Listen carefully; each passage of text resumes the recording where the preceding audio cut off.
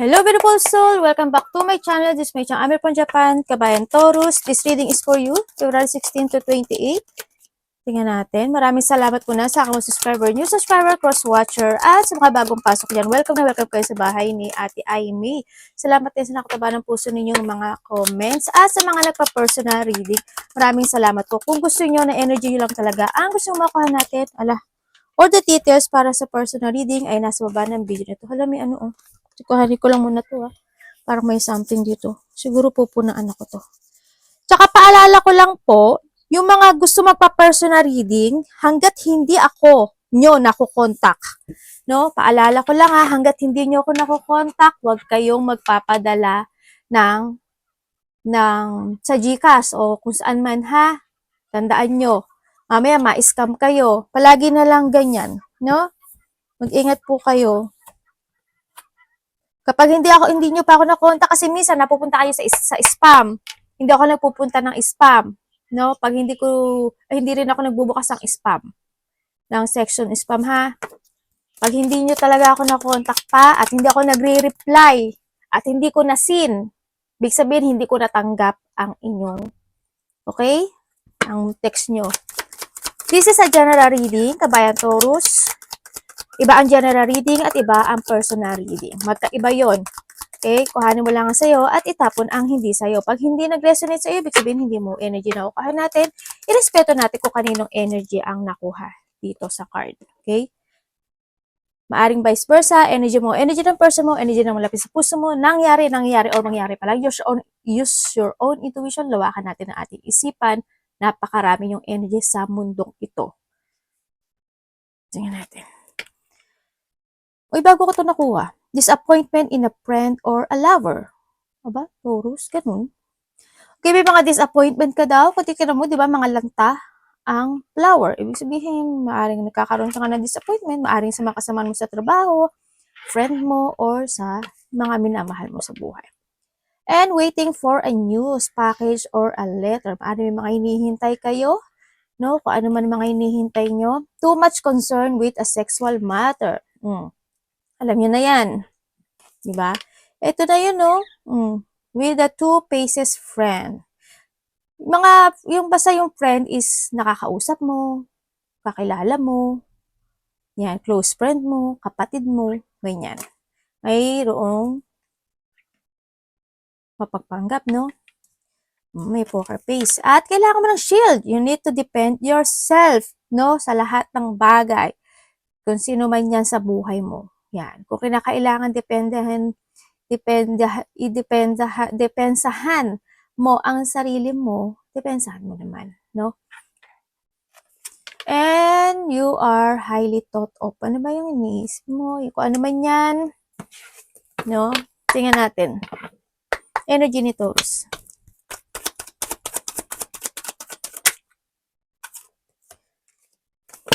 Energy mo? Queen of Wands.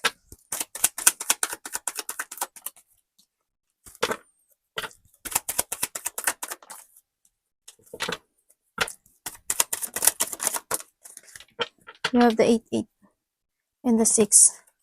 Okay. Energy mo, ang 8-8.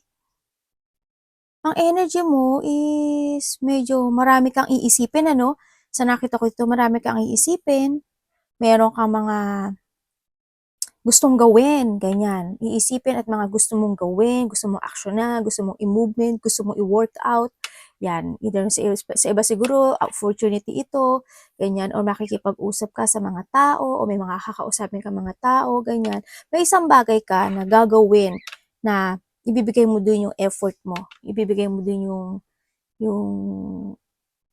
yung hard mo, no? Sa nakita ko to, siguro, may mga i-develop ka sa imbas inyo, no? May mga i-develop ka, kasi marami ka daw gagawin, mga i-develop ka na mga skills, may mga, halimbawa, work yan, may mga ambition mo, yung mga magpa-practice ka, kung ano man yan, no?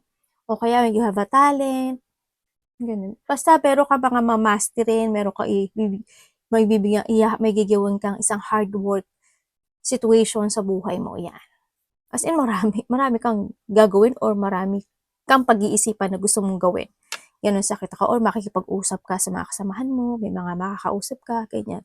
Also, dito is, nakikita ko dito is, maaring may tutulungan ka, or may tutulong sa'yo, no? Sa iba sa inyo, ganun nakikita ko. Sa iba sa inyo is makakaramdam daw kayo ng medyo kapaguran, sa nakita ko dito, no? Siguro, pagod sa mga gusto nyo, sa mga pag-iisip, no? O ano man kung saan man part ng pagod na yan, na maaring iba sa inyo is, may mga bagay kayo na inaasahan nyo at umaasa pa kayo kung ano yung magiging outcome noon, ganyan. Sa nakita ko dito, na maaring gusto nyo pa yung ma-develop, gusto nyo pa yung maayos, ganyan, pero hindi nyo maaring i-let go nyo na yung bagay na yun. Kuhanin mo lang yung sa'yo doon kasi binigay ko na lahat ng ano. Diba dito, may mga asikasuhin pala kayo, no? Yun. Tingnan natin.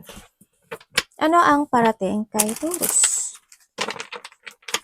May mga action nan kasi siguro iba. Ano ang parating kay Taurus?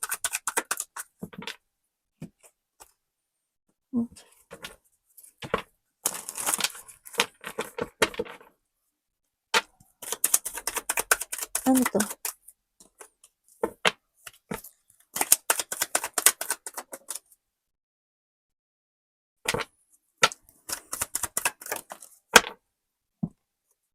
Ay. Tatlo na yung 8 mo. Okay, ang parating sa'yo, may isang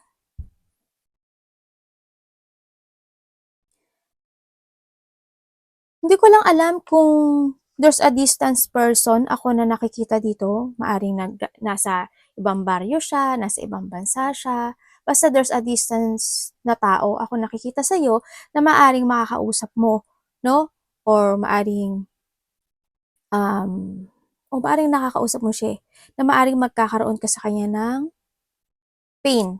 Kumbaga, siguro, mapoprostrate ka sa kanya, ganyan. Tapos, hindi mo magugustuhan yung sinasabi niya, siguro. O hindi kayo magkakaintindihan. Yan nakikita ko. Parang hindi yung sa sitwasyon na maaring itong taon na to, or ikaw ha, tandaan mo, vice versa tayo palagi, no? Baka kung ano-ano yung, parang siguro ang piling ko kasi sa kanya, kung ikaw ito or siya, parang piling ko kasi sa kanya, ayaw niyang pakailaman mo siya. Kumbaga, gagawin niya yung gusto niya. Yan na nakikita ko, maaari ikaw ito or vice versa. Kaya medyo nakikita ko is, may inis ka sa kanya. Dito, sa nakita ko dito. Kasi ayaw niya rin pakailaman siya. And then also, sa iba sa inyo, ang parating din sa inyo is, merong isang situation o, o, o kaganapan na gusto mong ma-achieve and ma-fulfill, ganun din. No, pero hanggang ngayon is hindi pa yun natatapos. Kumbaga, unfinished business pa yun. May mga unfinished business ka pa na nakikita ko dito na hindi pa siya totally natatapos, na hanggang ngayon siguro, naiisip mo pa siya. Kaya nakikita ko sa'yo dito, nagkakaroon ka ng negative thought when it comes to sa situation. Nakikita ko naman, kasi with the 9 of Pentacles naman, you look okay naman, pero parang sumasagi siya sa'yo, no? So, nakikita ko dito. Maaring iba rin sa inyo is nagkaroon na kayo ng mayroon ng mga binilak kayong tao, may mga hindi na kayo kinakausap, ganyan. Tingnan natin ang dapat iwasan ni Taurus.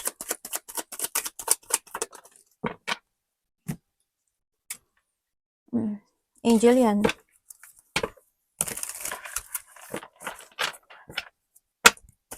Judgment.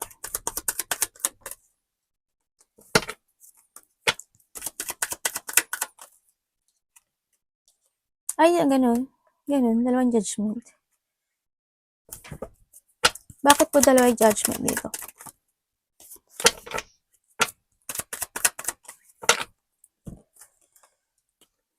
Okay.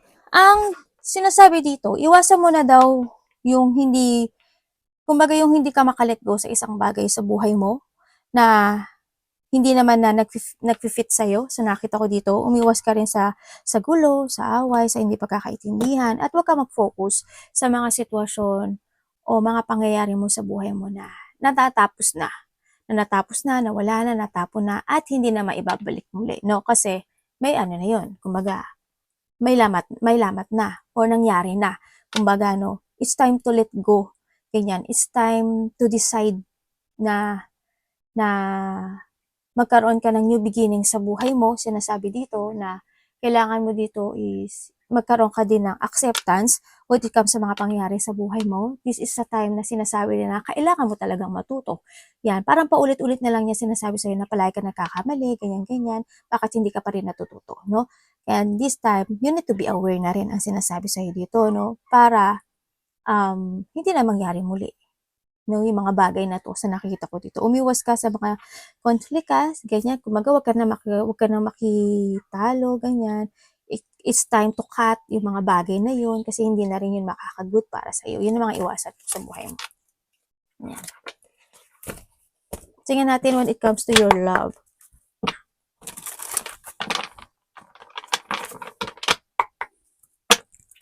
Kamusta ang love? Love is sa lahat ha, kapatid, anak, magulang, karelasyon. Yan.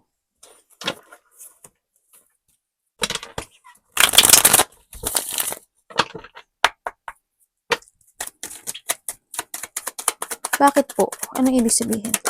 Ay? Hala? Ano ba naman card to? Kailangan nasa ano?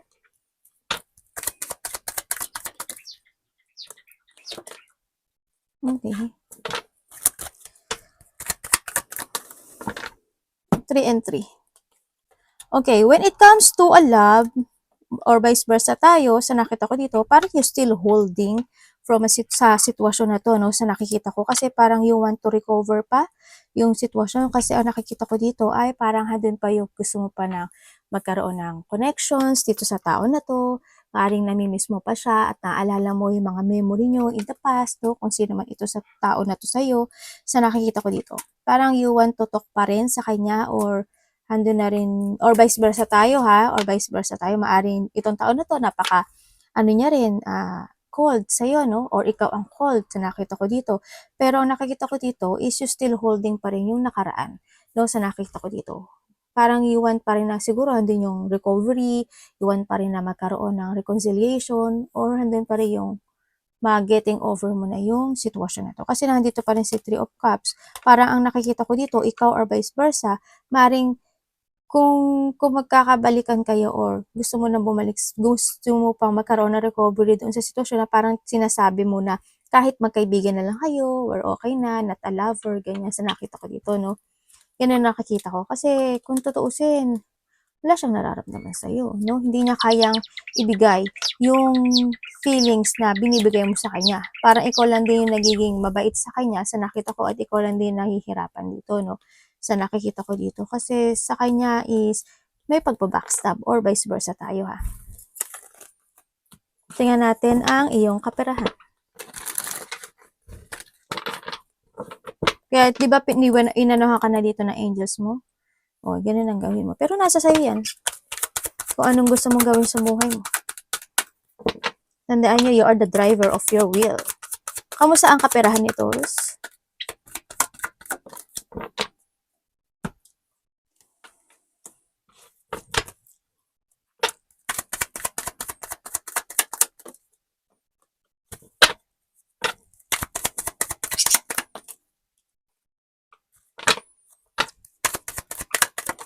Ay.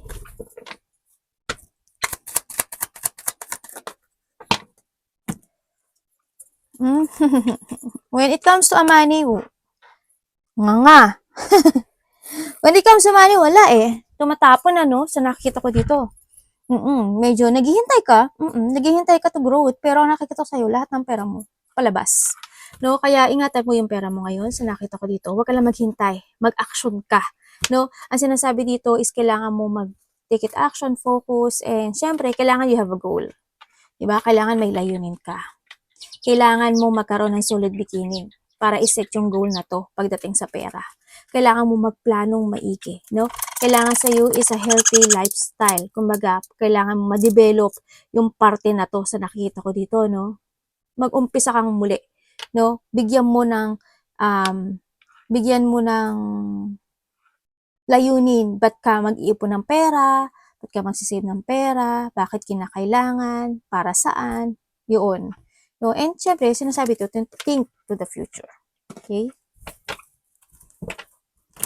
Kasi it's more, unfulfillment siya actually, no? It's more on bad news yung nakita ko sa'yo, and then drain talaga siya. Nag-empty siya, no? Sana wag naman lahat, pero nag-empty siya. Palabas kasi siya ng palabas. Hindi ko alam kung may tinutulungan ka, may binabayaran ka, pero ang nakikita ko sa'yo yung pera mo is palabas. Advice Universe. Uy.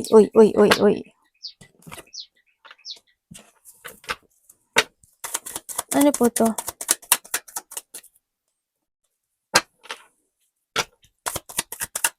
Advice. Thank you. Problema kayo sa money, and sa trabaho. Ang nakikita ko sa'yo dito, this is the time, sinasabi to start a new beginning sa buhay mo, no? Sa lahat ng bagay, sa lahat ng aspeto ng buhay mo, sa nakita ko dito. And syempre, wag ka lang mag-manifest kasi hindi naman yung kusang lalaglag yung prutas na yan, if ever, no? Kailangan sa'yo is the balancing, no? Ang sinasabi sa'yo sa lahat ng bagay, sa pera mo man yan, sa health mo man yan, sa nakikita ko dito, o sa mga iniinom, sa kinakain, sa mga paggastos, ganyan, kung saan mang aspeto ng buhay mo, kailangan always balance. Kailangan mo na ngayon mag-umpisa, kailangan may end ka sa buhay mo, and value it, no? Value it if kung ito is money, dahil wala kang money, or talaga nag-empty kasi yung money mo ngayon, you need to value it, at kailangan mo na talaga mag-save ng money. Balance lang lahat, no? At wag mo daw pababayaan yung health mo, yung sarili mo, yung stability mo, ganyan. No? Kailangan, kasi nakikita ko sa it's more on stagnant, it's more on nagkakaroon ng pagpapabaya, and sa ibang aspeto mo, ipasok mo Ang nakikita ko dito is, manifest ka lang ng manifest. Kailangan, you need to escape o alisin mo yung isang bagay na hindi sa'yo mag-work na talaga. Alisin mo yun. No? You need to get away with something talaga na hindi na rin nakakagood sa iyo. Siguro may mga bad energy sa paligid mo, o kaya sa mismong sarili mo, kasi minsan tayo yung bad energy dito no? Minsan may mga mali rin tayo mga hakbang, may mga mali tayo mga plano, no? Minsan na-over tayo ng giving, no? Sa iba, kumbaga hindi na natin nababalanse at hindi na natin nakakalimutan na natin yung future, no? Sa nakita ko to. And sa lahat ng bagay, need ng balancing ang kinakailangan dito. And harmony din, ang sinasabi dito, no? Harmony. Ganyan. Arigatou namaste, God bless.